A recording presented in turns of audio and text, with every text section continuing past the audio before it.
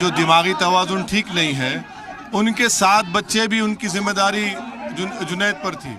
यानी एक घर में 13 बच्चे यतीम हो चुके हैं। अब आप बताइए, इतना बड़ा जुल्म हुआ है इस परिवार पर कि इनके वक्त में इनको किडनैप करके, इनको मार कर, पीट कर। मेरा मानना यह है और मेरा डिमांड यह है कि सबसे पहले राजस्थान की सरकार गोपालगंज के पुलिस के जिम्मेदारों की इमीडिएटली सस्पेंड करें। जब उनको बता दिया गया था कि उनको किडनैप किया, अगर वो फौरन हरकत में आते तो रोक सकते थे, वो नहीं किया। दूसरा, अशोक गहलोत चीफ मिनिस्टर से हम डिमांड करते हैं कि जो किडनैपिंग उनके स्टेट से हुई है, मर्डर दूसरी जगह पर हुआ है, तो वो फौरन पुलिस को भिजाकर उन 6 लोगों को अरेस्ट करवा कर लेकर आए राजस्थान को, हरियाणा से पुलिस जाए हरियाणा को।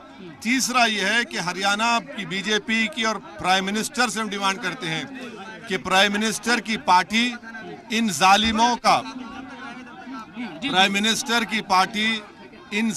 का पॉलिटिकल सपोर्ट करना हमेशा के लिए छोड़ दें। आपके पॉलिटिकल सपोर्ट की बिना पर ये लोग, इतनी बड़ी ताकत इनको मिल चुकी है, हिम्मतें बढ़ रही हैं कि उनको ना कानून का लिहाज, वो पुलिस बन चुके हैं, वो कोर्ट बन चुके हैं।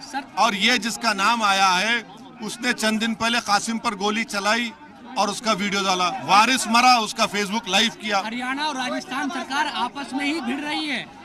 अरे भाई, मरने वाले तो मर गए। राजस्थान के चीफ मिनिस्टर को फौरन चाहिए कि गोपालगंज के पुलिस सस्पेंड करें और अपनी पुलिस टीम को भिजाकर उनको अरेस्ट करवाएं।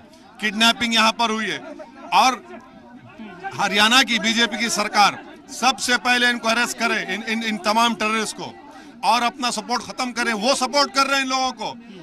कोई आकर यहाँ पर पीकर मेवात में मेयों की लड़कियों को छेड़ता है और पुलिस मेवात के बच्चों को जेल में डालती है।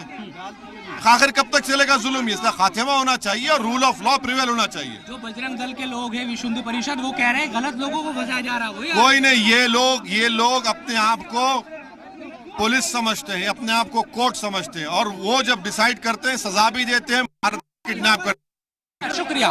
तो